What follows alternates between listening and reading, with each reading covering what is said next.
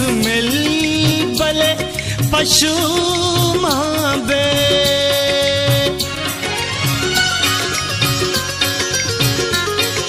तो बल्कि इसको तो बिस्मिल बले पशु माबे मलगिदा के सरा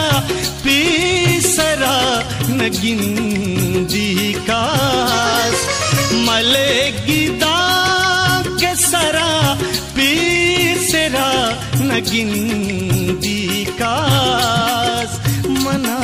पमेर मचारी